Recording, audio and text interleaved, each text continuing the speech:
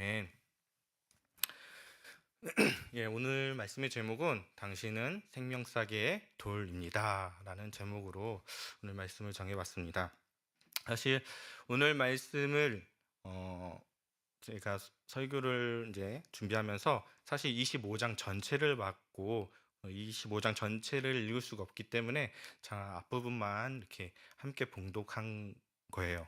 그래서 오늘 말씀은 한번 25장 전체를 좀 아우르는 그런 설교를 하려고 합니다. 사람들은요, 슬플 때 어떻게 대처할까요? 슬펐을 때 어떻게 대처할까요? 사람마다 슬픔의 그 원인에 대해서는 어떻게 대처하는지에 그 개인마다 다 다를 것입니다. 각자 그러한 고유한 그런 메커니즘을 갖고 행동을 합니다. 어떤 사람들은 자기의 감정을 이렇게 표현함으로써 슬픔에 대처합니다. 어떻게 내가 슬픈지, 어떻게 슬픔을 느끼고 있는지 누군가에게 이야기를 하거나 일기를 쓰거나 또한 예술이나 음악 같은 활동을 함으로써 자신의 감정을 표현하고 슬픔에 대처하기도 합니다. 또한 어떤 사람들은 슬픔을 대처할 수 있도록 주변에 도움을 요청합니다. 친구, 가족, 그리고 그가 속한 공동체, 그런 분들에게 도움을 요청합니다. 아마도 이런 행동은 내가 혼자가 아니다 라는 그러한 슬픔을 이길 수 있는 그러한 동역자가 있다는 그런 확신을 받을 수 있기 때문입니다. 어떠한 사람들은 슬픔에 빠져 있을수록 자기 관리를 철저하게 합니다. 운동을 하고 또한 충분한 수면을 하거나 건강과 식사 같은 그러한 자기 관리 활동을 통해서 슬픔을 대처하기도 합니다. 또한 어떤 사람은 새로운 경험을 통해서 새로운 의미를 찾고 그러한 의미를 통해서 슬픔을 대처하기도 합니다. 자신의 경험을 통해 다른 사람들을 돕거나 또한 자신이 새로운 것을 배움으로써 슬픔에 대처하는 방법도 있습니다. 사랑하는 성도 여러분은 어떻게 슬픔에 대처합니까? 오늘 본문 말씀 25장 1절에서는 이렇게 이야기하고 있습니다. 사무엘이 죽음에 라고 시작하고 있습니다. 이스라엘 백성에게 사무엘은 어떠한 존재이었을까요? 사무엘은 선지자이면서 제사장이고 그리고 사사였습니다. 사무엘은 하나님의 음성을 듣고 이스라엘 백성들에게 하나님의 메시지를 전하는 선지자였습니다.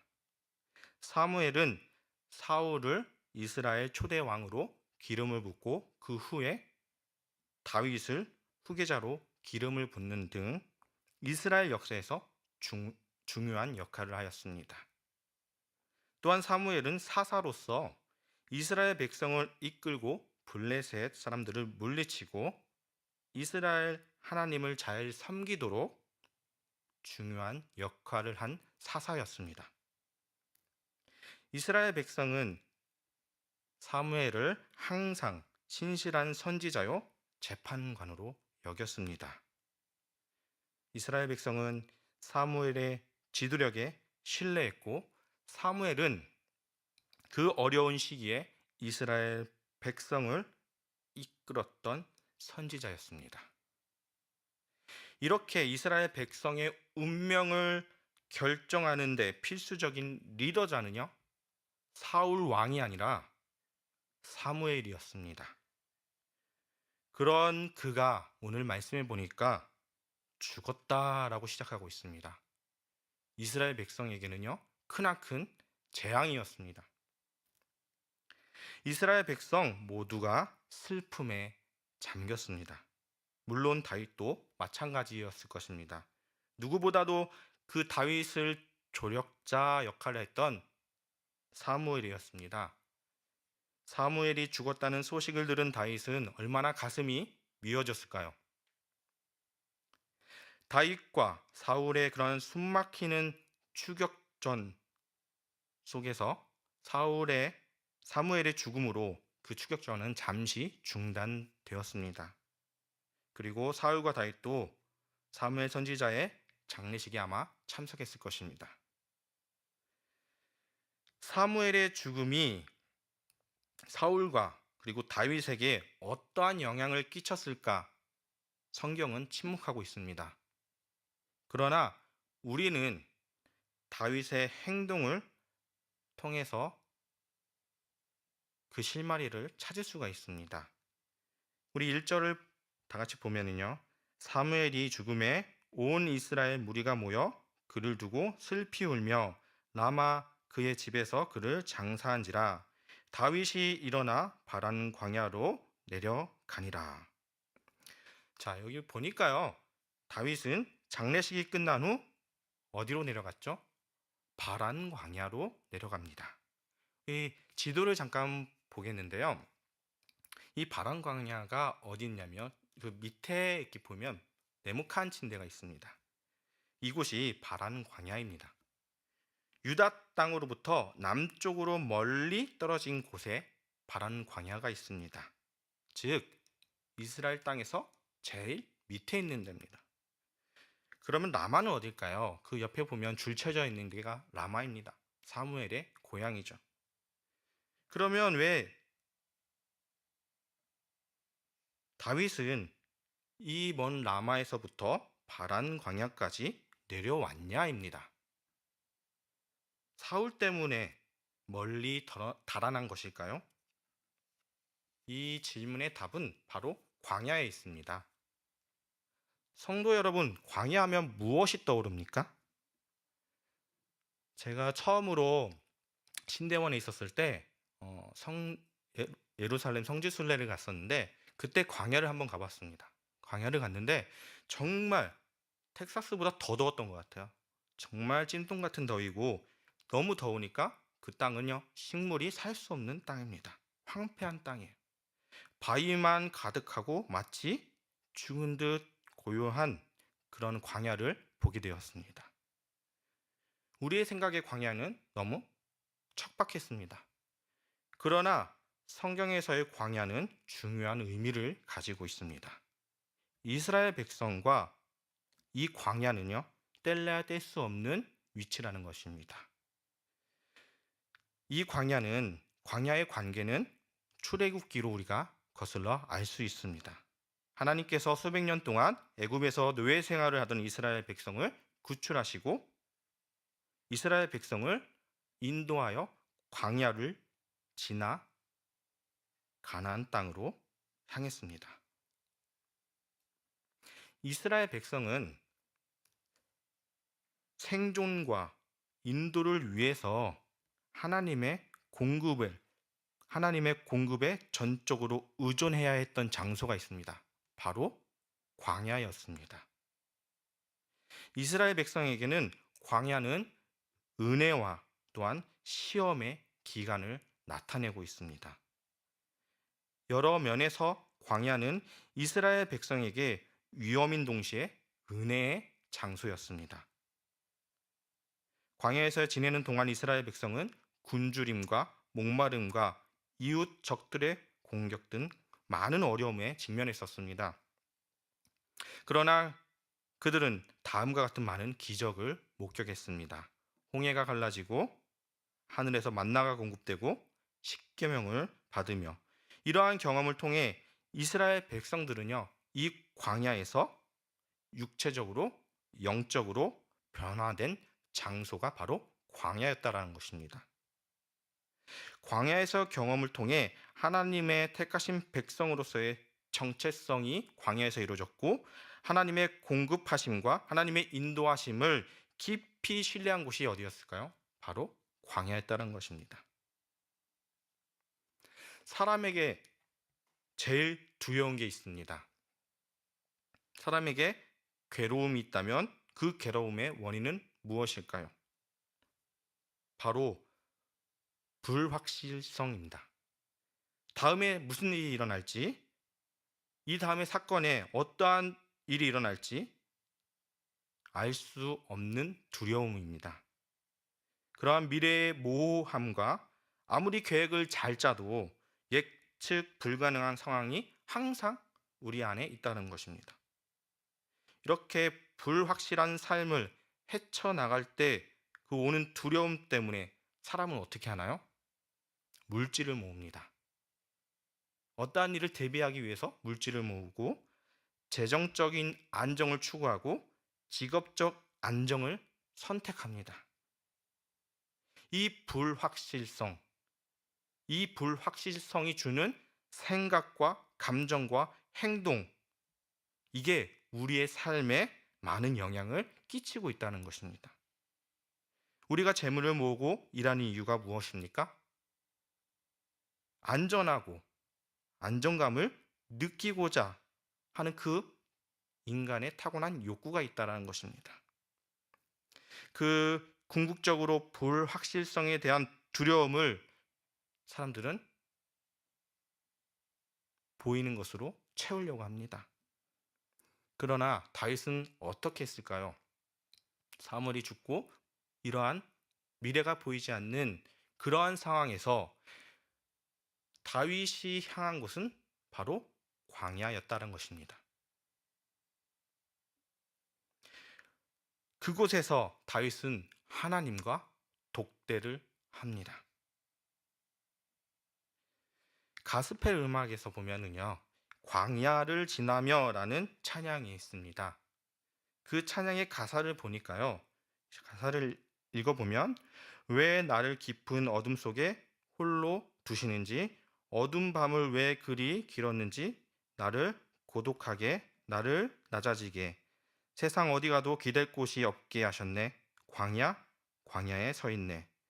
주님만 내 도움이 되시고 주님만 내 빛이 되시는, 주님만 내 친구 되시는 광야. 주님 손 놓고는 단 하루도 살 수 없는 곳 광야. 광야에 서 있네. 라는 찬양이 있습니다. 그렇습니다. 하나님을 만날 수 있는 곳은 어디입니까? 광야라는 곳입니다. 다윗이 하나님을 만났을 뿐만 아니라 우리 사랑하는 성도 여러분도 하나님을 만날 수 있는 곳이 바로 광야라는 것입니다. 세상 속에 홀로 있는 것 같지만 그 광야 같은 속에 홀로 있는 것이 아닙니다. 누가 함께 계십니까? 바로 하나님이 함께 계시다는 것입니다. 광야는 어떠한 특정한 장소가 아닙니다. 예루살렘만 있는, 이스라엘만 있는 광야가 아닙니다. 광야는 누구나 다 갖고 있습니다. 저에게 있는 광야는 아마도 이 미국 땅인 것 같습니다. 홀로 있는 것 같고 너무나도 어려운 환경인 것 같지만 하나님은 저에게 이렇게 말씀하고 계십니다. 내가 어디에 있든지 내가 너와 항상 함께 하겠다. 광야는 하나님의 인도함입니다. 저만 광야가 있는 것이 아니라 우리 성도님들도 광야가 다 있을 것입니다. 하나님이 우리 성도님들을 인도하고 계시는 걸 우리는 인지하지 못할 뿐입니다. 여기서 하나님의 인도함은 하나님의 한 속성입니다. 어떠한 속성이냐면 바로 자비라는 것입니다. 하나님의 자비입니다. 하나님의 자비는 그의 백성이 괴롭고 심각한 상황을 겪을 때 그냥 지나치지 않는다는 것입니다. 성경 전반에 걸쳐서 하나님은 자기 백성을 구원하시고 구속하시며 회복하심을 통해 하나님의 자비를 드러내셨습니다. 하나님의 자비는 하나님의 백성에게만 받는 은혜인 것입니다. 그럼 우리가 의지해야 될 것이 무엇인가요? 우리가 물질은 일시적입니다. 그 물질이 주는 일시적인 것은 일시적인 안위를 줄 수 있다는 것입니다. 그러면 영원할 수 있는 안정감은 무엇일까요? 그것은 하나님입니다. 영원 불변하시며 전지전능하신 하나님이 우리와 함께 하신다면 그 하나님을 통해서 우리는 공급과 인도하심을 받을 수 있고 평안을 누릴 수 있다는 것입니다. 우리가 너무 일시적인 것에 목매이지 않는 그러한 우리 성도님들이 되기를 소망합니다. 인간의 분노, 이 분노는 다 갖고 있는 거죠. 이 분노는 아무래도 가벼운 자극에서부터 시작합니다. 그 분노는 시작은 가벼울지라도 그 결과는 어떻습니까? 폭발적이며 다양한 방식으로 나타난다는 것입니다. 이 분노라는 게 정말 복잡한 감정입니다. 이 분노는 다 나쁜 것은 아닙니다. 어떠한 위협이나 그런 불의에 대한 그러한 자연스러운 반응의 분노는 개인과 공동체에 유익이 됩니다. 분노가 보호하는 역할을 하죠. 그러나 대부분의 분노는 건전한 방식으로 관리하거나 표현하지 않으면 개인과 주변 모든 사람들에게 부정적인 결과를 초래할 수 있습니다. 그러면 어떨 때 우리가 주로 분노가 일어날까요? 분노는 보니까 무례할 때, 상대편이 무례하거나 아니면 내가 불공평한 대우를 받거나 또는 좌절, 위협을 느낄 때, 억울한 일을 당할 때, 그럴 때 참 분노가 많이 일어나는 것을 보게 됩니다. 그리고 역시 살다 보면 분노를 할 때도 있지만 분노를 하게끔 유발자도 있다라는 것입니다. 오늘 여기 보니까 어느 날 다윗이 자신들이 늘 보호해주며 챙기던 한 부자에게 어려움을 호소하고 있습니다. 갈멜에서 사업하던 나발이라는 부자에게 도움을 호소했지만 냉대를 받고 돌아왔습니다.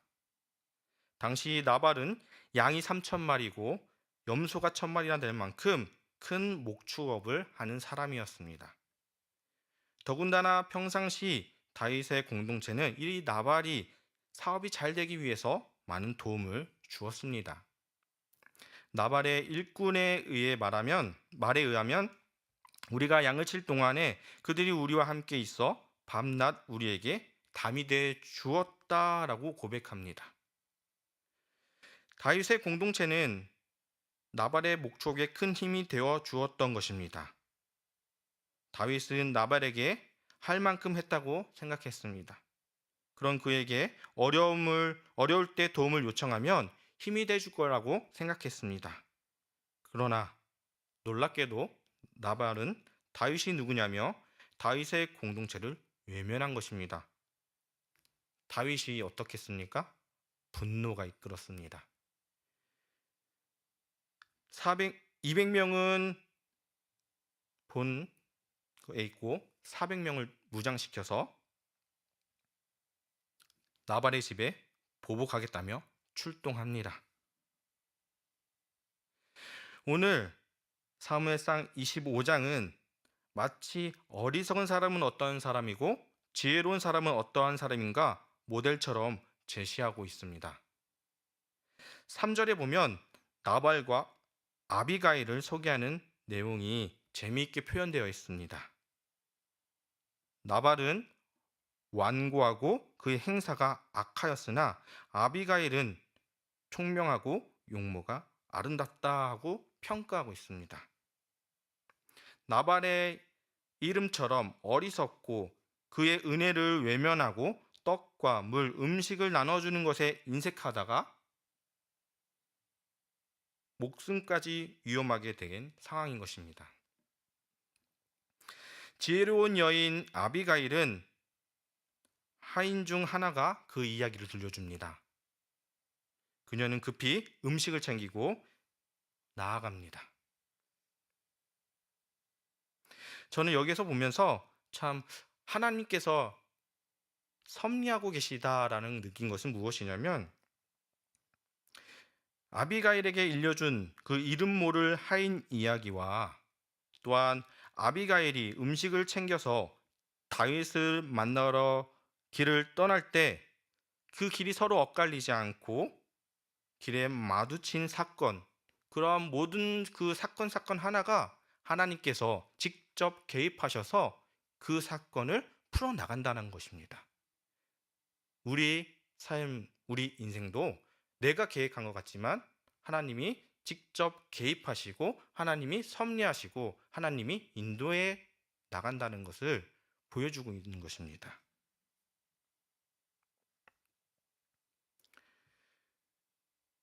길에서 다윗을 본 아비가일은 맨 땅에 엎드렸습니다. 아비가일의 행동에서 우리는 긴장감이 느껴집니다.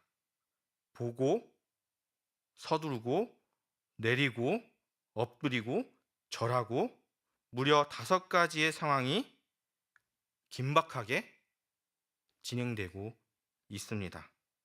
그리고 얼굴을 땅에 대었다는 것은 마치 아비가일은 다윗을 무엇으로 왕처럼 대우하고 있는 것입니다.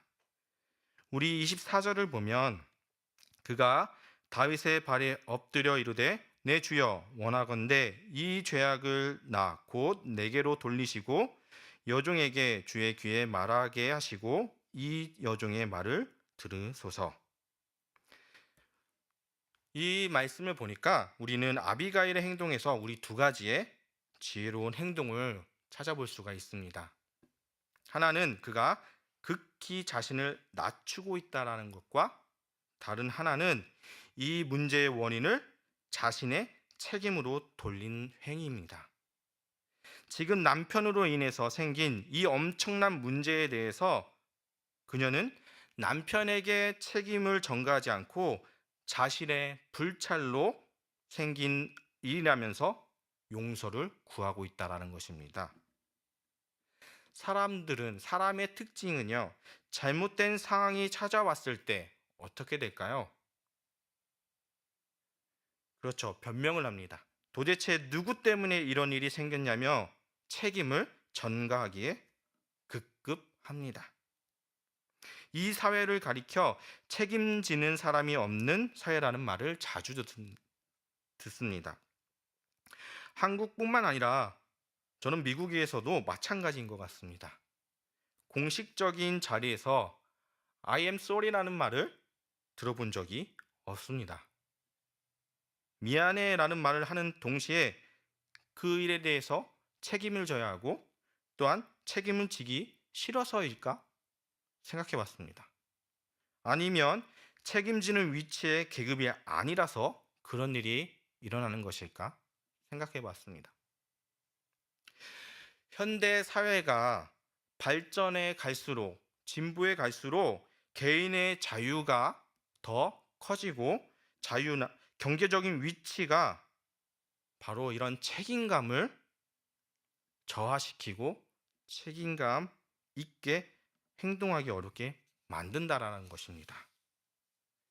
그러나 이 시대에는 어떤 사람이 필요합니까? 책임지는 사람이 필요합니다.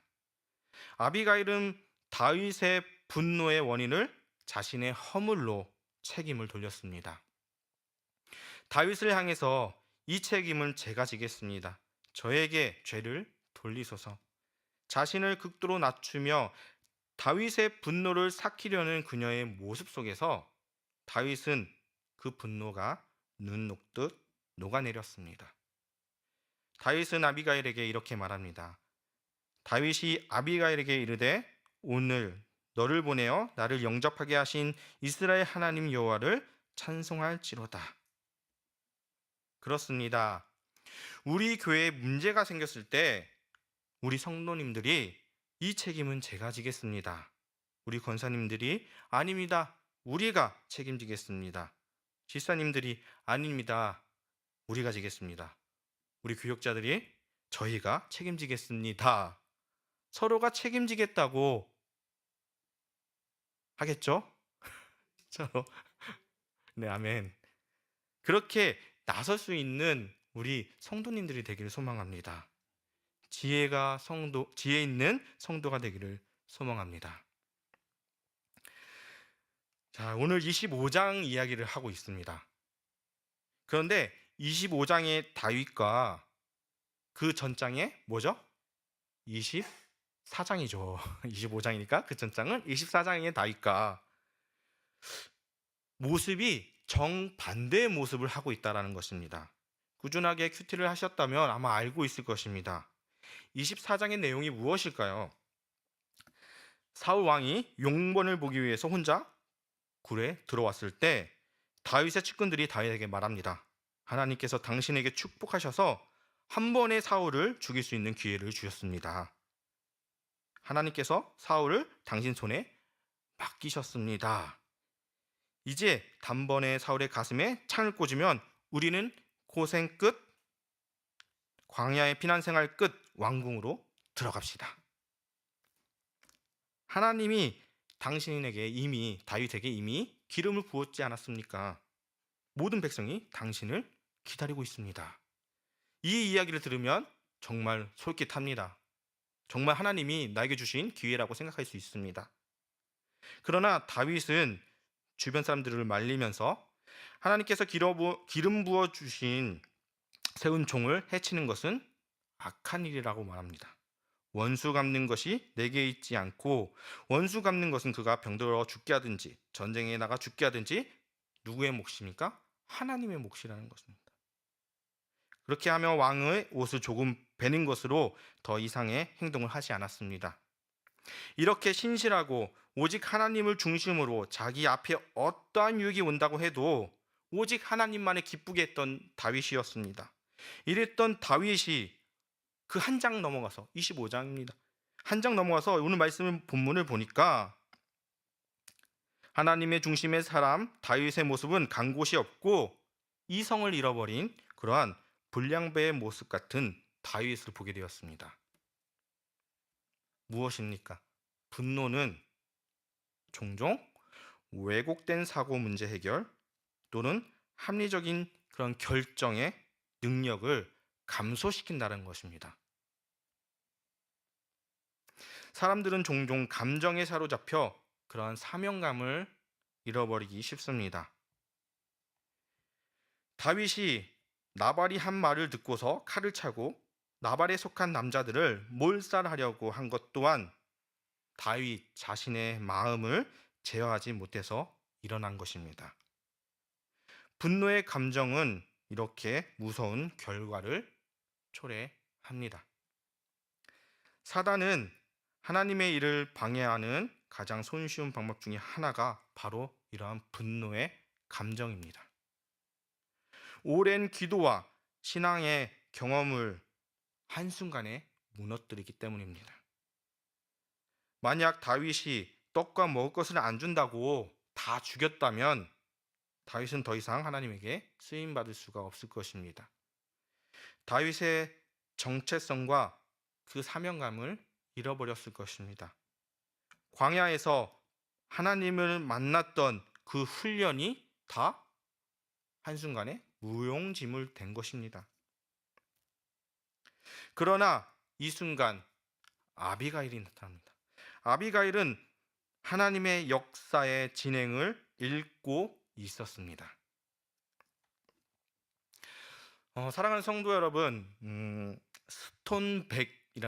스톤백이라고 알고 계십니까? 스톤은 뭔가요? 돌입니다. 백은 가방이에요. 이걸 뭐라고 하냐면 카운팅 백이라고 합니다. 숫자를 세는 가방. 이 가방은요, 목자들이 양을 세는데 사용하는 전통적인 도구입니다. 목자가 바보라서 그럴까요? 숫자를 셀 수 없어서? 아닙니다. 우리 마트에 입고 가면, 우리 코스코에 가면 이렇게 개수하는 분이 있죠. 그런 의미에서 사용하는 것입니다. 가죽이나 천으로 만든 작은 가방으로 구성되어 있고 그 내부에는 작은 돌이나 자갈이 많이 들어 있습니다. 이 가방에 있는 돌은 양을 세는 데 사용할 뿐만 아니라 돌의 모양에 따라 한 돌은 암양에게, 다른 돌은 어린 양에게, 세 번째 돌은 순양에게 사용하면서 어떠한 동물이 개수되었는지, 어떠한 동물은 개수가 안 되었는지 한눈에 알 수 있게 만든 가방입니다. 목자에게는 두 가지의 가방이 있습니다. 개수하는 가방이 있고 무슨 가방인가? 위험으로부터 물리치는 그런 물맷돌 가방이 두 가지가 있습니다. 그러면 이렇게 스톤백 개수하는 가방은 우리 29절에 보니까요. 생명싸개라는 것이 있습니다. 이 생명싸개라는 것은 본래 양의 수를 세던 돌주머니에서 나온 말입니다. 목자들이 양을 살 때 돌을 주머니에 넣어가면서 계수한 것처럼 생명싸개의 의미는 생명을 얻은 자들이 들어가는 주머니 집인 것입니다. 하나님은 목자이시고 그분이 구원한 자들은 그분의 주머니에 들어있다라는 돌의 비유입니다. 그러면 생명싸개와 반대되는 개념이 있습니다. 뭘까요? 물맷돌입니다. 물맷돌이 들어있는 주머니입니다.